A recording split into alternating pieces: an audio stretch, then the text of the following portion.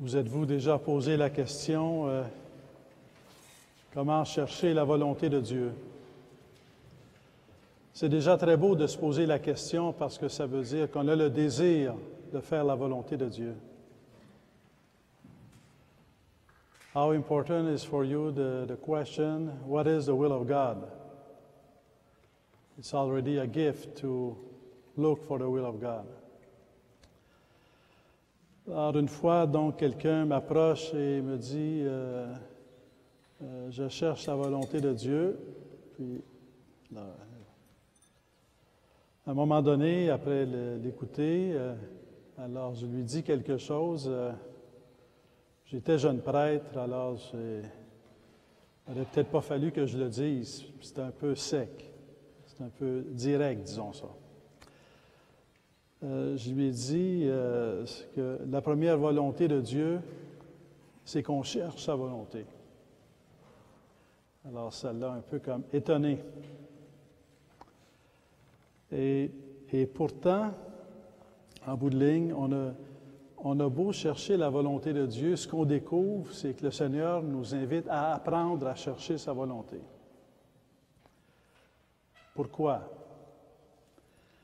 Parce que c'est jamais fini. C'est pas je cherche la volonté de Dieu, Dieu me dit ça, m'envoie un message texte, je ne sais trop, un courriel, il me dit fais ça, puis là je m'en vais, je vais le faire.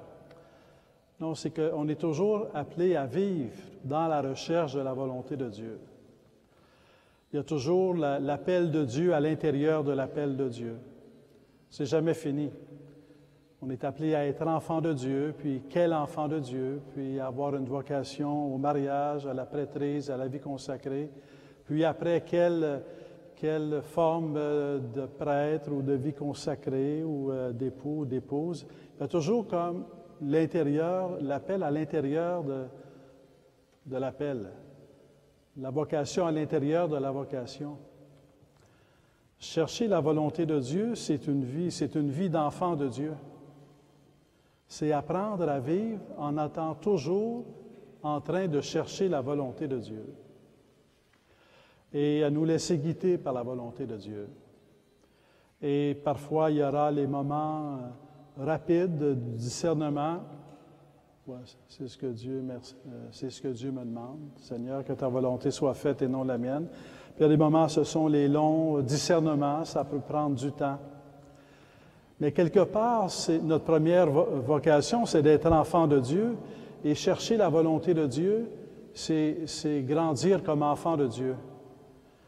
L'enfant de Dieu, il désire faire la volonté de Dieu.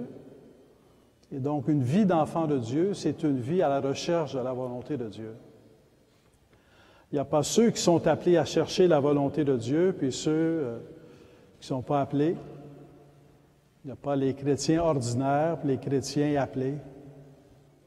Dieu nous appelle tous, nous choisit tous, c'est la parole de Jésus. Ce n'est pas vous qui m'avez choisi, c'est moi qui vous ai choisi. Et donc, tous sont appelés à chercher la volonté de Dieu et à faire de leur vie une vie de recherche de la volonté de Dieu. Chaque jour, pour la vie, pour les grandes orientations de vie comme pour les petites décisions de la vie. La volonté de Dieu étant son plan d'amour pour nous, son plan de création pour nous, son plan de salut pour nous. Et donc de faire de notre vie une réponse à l'appel de Dieu comme enfant de Dieu, participant à son plan de création et de salut.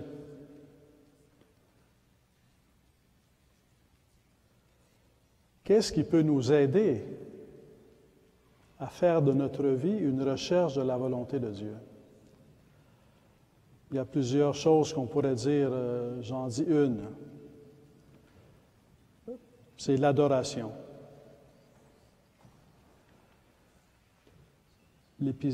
L'épisode du buisson ardent, où il y a ce buisson donc enflammé et qui éclaire sans se consumer. Et Moïse comprend que c'est Dieu qui se manifeste à lui. et que c'est Dieu qui lui parle à partir du buisson ardent. Le buisson ardent, c'est comme la présence de Dieu. Et cette présence de Dieu, elle n'est pas limitée au buisson ardent, mais elle est très forte dans le buisson ardent, au point que ça va bouleverser la vie de Moïse. Ça va le lancer dans une vocation, dans sa vocation. Et tout le long de sa vocation, le buisson ardent, ça ne sera pas un épisode derrière lui, ça sera un épisode qui va l'accompagner toujours. Il va toujours être en train de chercher Dieu à travers le chemin qu'il va suivre et à travers le chemin d'Israël. Une façon de chercher la volonté de Dieu, une des grandes façons, et je dirais un incontournable, c'est l'adoration en présence du Saint-Sacrement. Dans le Saint-Sacrement de l'autel, lorsque le Saint-Sacrement est exposé, on est devant le buisson ardent. On est devant l'amour de Dieu qui est présent. On est devant Dieu qui est présent avec son amour, sous l'humble visibilité du pain consacré, sous l'humble apparence du pain consacré. Mais c'est Dieu qui est présent. Et on ne peut pas donner du temps devant le Saint-Sacrement sans, à un moment donné, être touché par Dieu, même si on est loin de Dieu. On ne peut pas aller devant le Saint-Sacrement sans, à un moment donné, être interpellé par Dieu, être réconforté par Dieu, être pacifié par Dieu, être éclairé par Dieu, être purifié par Dieu, parce qu'on a besoin de purification. Et c'est comme une grande ressource. Le Saint-Sacrement, parfois, c'est comme cette grande ressource, pour ainsi dire, que Dieu nous donne, qui est sa présence même. Puis nous, on est occupés. On est occupés. On n'a pas le temps. On ne prend pas le temps. On fait d'autres choses. Et on néglige. On néglige le Saint-Sacrement. Et dans ce sens-là, peut-être qu'on néglige notre recherche de la volonté de Dieu. Peut-être qu'on néglige notre appel à être enfant de Dieu. Peut-être qu'on néglige l'amour de Dieu. Il arrive parfois des épreuves ou des grands questionnements dans notre vie, ou l'expérience de notre fragilité, et on se précipite devant le Saint-Sacrement. Et c'est très bien. Mais quand les choses se remettent à aller mieux, il faudrait peut-être continuer à aller devant le Saint-Sacrement. C'est vrai que le contraire, ça m'est arrivé de rencontrer des gens qui, je pense entre autres à une personne, qui, lorsque tout allait bien, spontanément, elle allait au Saint-Sacrement prier pour remercier Dieu, qui est excellent, et quand ça allait mal, elle n'y allait plus. Souvent, c'est le contraire. Quand on a des problèmes, on y va, puis quand ça va bien, on est occupé. Aller devant le Saint-Sacrement, adorer, c'est d'abord et avant tout un acte d'amour. C'est aimer Dieu. Parce que aimer Dieu, c'est vouloir le rencontrer. Et Dieu qui nous aime, il veut nous rencontrer. Toute l'incarnation, c'est l'histoire de Dieu qui nous aime et qui est à notre recherche et qui vient à notre rencontre, sans compter le mystère pascal, sans compter la vie publique de Jésus. Dieu est véritablement à notre rencontre, à notre recherche, parce qu'il nous aime. Et le mouvement naturel, quand on découvre qu'on est aimé de Dieu, c'est de vouloir l'aimer. Et que fait l'amour? Bien, il veut rencontrer. Il veut être avec. Aller au Saint-Sacrement, Adorer le Saint-Sacrement, c'est d'abord et avant tout un acte d'amour où on veut rencontrer Dieu, parce qu'on l'aime, parce qu'on veut l'aimer. C'est aussi un acte de révérence. Un acte de révérence, il n'y a pas de mot facile pour exprimer, parce que quand on est devant Dieu, on est devant sa proximité, il vient à nous. Les philosophes diraient on est devant l'immanence de Dieu, mais on est aussi devant la grandeur de Dieu, qu'on appelle chez les philosophes la transcendance de Dieu. Et le Saint-Sacrement nous met devant les deux, et sa présence et sa grandeur. Et c'est important d'être devant la grandeur de Dieu. C'est important d'être devant la présence de Dieu et de vouloir le rencontrer par amour. Mais c'est aussi important d'être devant la grandeur de Dieu et de révérer Dieu, d'honorer Dieu. Et c'est pour ça qu'il y a le geste de se mettre à genoux et des gestes physiques par lesquels, qui expriment, pour ainsi dire, le mouvement de notre cœur, où on révère Dieu. Lorsque Moïse est devant le buisson ardent, il découvre que là où Dieu est présent, c'est une terre sainte, et Dieu lui dit d'enlever ses sandales, parce que nul n'est digne de se tenir devant Dieu, devant la sainteté de Dieu, tellement la sainteté de Dieu est grande. Et nul n'est digne de voir Dieu, tellement Dieu est grand et que sa sainteté est grande. L'expression même, c'est que nul ne peut voir Dieu et vivre, tellement Dieu est grand. Nul ne peut se tenir devant Dieu et survivre, tellement Dieu est grand. Alors, dans l'adoration, il y a comme un acte du cœur qui vénère Dieu, qui se tourne vers Dieu, mais qui se penche devant Dieu. On va retrouver à travers la Bible des gestes qui évoquent ce sens de la grandeur de Dieu ou ce sens de la sainteté de Dieu. Quand Pierre a été appelé par Jésus, son premier geste, c'est « Je suis pécheur, je suis pas digne, je suis pas digne, je suis pécheur. » Devant la grandeur de Dieu. Mais en même temps, à la fois, cette grandeur et cette présence de Dieu nous conduit à un cœur à cœur avec Dieu.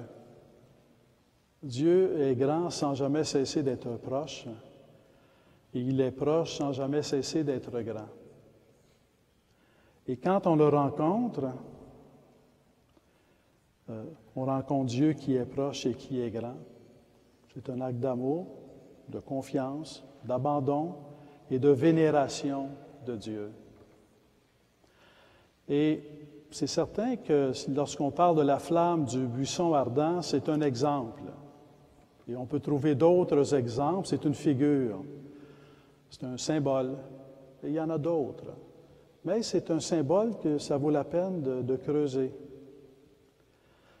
Parce que, quelque part, ce qu'une flamme fait, Dieu le fait. La flamme brûle. Dieu nous brûle. Et qu'est-ce qu'il vient brûler en nous? Il vient brûler en nous le péché. Il ne vient pas nous brûler, nous, il vient brûler le péché. Et lorsqu'on se met devant le Saint-Sacrement, on se met devant Dieu qui vient nous purifier, qui vient brûler notre péché. La flamme réchauffe. Quand on est devant Dieu, devant le Saint-Sacrement, Dieu vient nous réchauffer, vient nous faire connaître sa tendresse, sa douceur, sa paix, son réconfort, comme la flamme qui réchauffe. La flamme éclaire. Lorsqu'on est devant le Saint-Sacrement, Dieu nous éclaire. Il éclaire notre vie. Il nous éclaire sur le chemin de notre vie. Il nous éclaire pour nous dire qu'il nous choisit, qui nous a choisis depuis notre conception pour vivre. Parce que notre première vocation, c'est de vivre en cette vie et pour la vie éternelle. Il nous a choisis pour vivre pour toujours. Nous sommes des êtres immortels, faits pour vivre pour toujours. Il nous éclaire en nous révélant son amour. Il nous éclaire en nous appelant à aimer. Il nous éclaire en nous disant que notre première vocation, notre vocation fondamentale, c'est la vocation à l'amour. Et Jésus, par sa vie et ses paroles, va nous dire qu'il n'y a pas de plus grand amour que de donner sa vie. Quand on était devant le Saint-Sacrement, Jésus nous parle pour nous montrer le chemin par lequel il nous appelle à donner notre vie. Il nous appelle à vivre, il nous appelle à être aimés, il nous appelle à aimer sur un chemin de don. Et il nous éclaire. Et tout ça est présent dans le Saint-Sacrement. Parce que le Saint-Sacrement, je dirais, c'est le buisson ardent par excellence. C'est le buisson ardent le plus puissant. On pourrait dire, Moïse était chanceux, il a eu le buisson ardent. Bon, on est encore plus chanceux. On a le Saint-Sacrement devant nous. La question devient, est-ce que je fréquente le Saint-Sacrement? Est-ce que je rencontre le Seigneur dans le Saint-Sacrement? Et si oui, à quelle fréquence? Alors, ce que je vais vous dire là, je vais être un peu exigeant. Je vais être un peu exigeant. Pas trop, un peu. Un jour, je rencontre un couple, je suis en paroisse, curé de paroisse, et on parle de la pluie et du beau temps. Et si on avait été aujourd'hui, à notre époque, on aurait parlé des cônes oranges. Mais on parle de la pluie et du beau temps, il n'y avait pas de cônes oranges dans ce coin-là. Alors, donc, on parle de la pluie et du beau temps, et à un moment donné, ils me parlent de leur soif de Dieu, un couple dans la quarantaine, là, jeune quarantaine. Parlent de leur soif de Dieu, puis ils me disent qu'à un moment donné, dans la prière, ils ont entendu un appel, disons, express, un appel explicite à adorer Dieu devant le Saint-Sacrement une fois par semaine. Une fois par semaine. Et c'est ce qu'ils faisaient. Et depuis qu'ils faisaient ça, ça avait changé toute leur vie. Une fois par mois, c'est bien. Une fois par semaine, c'est un engagement. Alors, je vous invite à vous demander à quelle prière Dieu vous appelle, mais puisqu'on est tous appelés à être enfants de Dieu, pour ma part, j'ose dire, nous sommes tous appelés à aller devant le Saint-Sacrement, à adorer Jésus-Christ dans le Saint-Sacrement. Nous sommes tous appelés. Et c'est un appel qui s'adresse au plus profond de notre cœur. Et ça devient comme un geste, si on s'accroche au Saint-Sacrement, quoi que ce soit qui arrive dans notre vie, Dieu va être dans notre vie, Dieu va être avec nous. Dieu va nous guider, Dieu va nous pacifier, Dieu va nous fortifier. Quelle que soit notre vocation, il va nous donner le courage et l'élan et le désir et la joie de marcher sur le chemin de notre vocation. Et si c'est d'être prêtre, ça sera d'être prêtre. Si c'est la vie consacrée, ça sera la vie consacrée. Si c'est le mariage, ça sera le mariage. Mais il va nous donner je dirais, la vision de croire que ça vaut la peine de donner sa vie. Quand Jésus dit « il n'y a pas de plus grand amour que de donner sa vie pour ceux qu'on aime », ce qu'il nous dit, c'est que ça vaut la peine de vivre, ça vaut la peine d'aimer et ça vaut la peine de donner sa vie. Et Dieu qui est vie, qui est amour et qui est don, vient nous rendre capables de vivre, d'aimer et de donner notre vie. Donc la fréquentation du Saint-Sacrement est une source très puissante dans notre vie, quelle que soit notre vocation au sens de chemin de don. Mais en tant que nous sommes tous appelés à être enfants de Dieu, The burning bush is a very powerful image, but as it is God who talks to us, who is present within us and in the Blessed Sacrament, it's an image that is not only of the past in the Bible, it's an image at work today in our lives. Because God is present today in our lives. God is the burning bush present today in our lives, and the burning bush, the supreme burning bush, is the Blessed Sacrament. So it's about, not only not neglecting the Blessed Sacrament, I would say it's about non-wasting the Blessed Sacrament. It's about not wasting that gift from God, that most precious gift. In our own personal lives, in the lives of our family, in the life of our parishes, in the life of the church, in the life of society, there are many challenges, a word we like to use, many good things, but also many sad things, many difficult things. And sometimes we can be overwhelmed at those difficulties.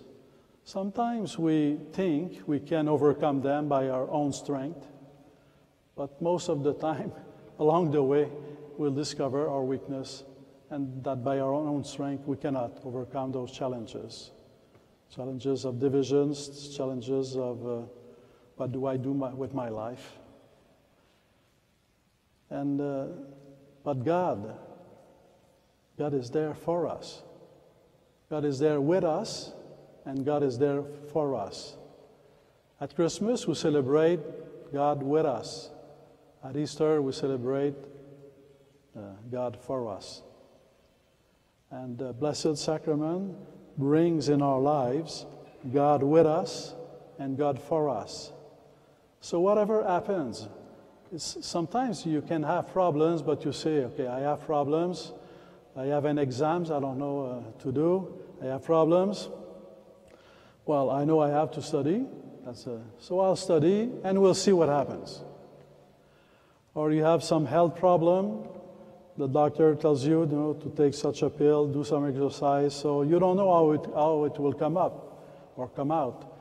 Okay, I'll do what I can and then we'll see. It's when we pray, it's not that we suddenly know what will happen. But we open the door for God in our lives, and something will happen. Something will happen. Something good will happen in our lives. Whatever our problems, whatever our situation, family-wise, church-wise, society-wise, something will happen. Because we commit ourselves to open our door, the door of our heart to be in front of God and love Him and venerate Him as He is present in the Blessed Sacrament. So I invite you to, nobody would say, I know it's important to sleep, but I have so many things to do, I won't sleep. Nobody says that. Maybe you tried it once, but it didn't work. 2 days later, you need to sleep. Maybe someone will say, "Oh, I don't need to eat. It's a waste of time." But you cannot do it. You need to eat. Somehow, we need more God in our life than we need rest in our life. We need more God in our life than we need food in our life. We need nothing more than God. But in a certain way, His humility, His respect for our liberty, makes it so that He's there, but we have to discover that we need Him. He won't force it on us that we need Him. But He's there, hoping that we'll look at Him, waiting for us to look at Him. As a French Charles Péguy would say, we believe in God, but in a certain way, God believes more in us than we believe in Him. He never stops coming to us. He never stops calling us. He never stops hoping for an encounter with us. He believes in us. Do we believe in him? So as we go along in this night of prayer, I want to thank you, all of you, to have come here to pray from different parts of the diocese or the church, but also all those who are on Southern Light and following this celebration. Let us all be united in prayer in our heart.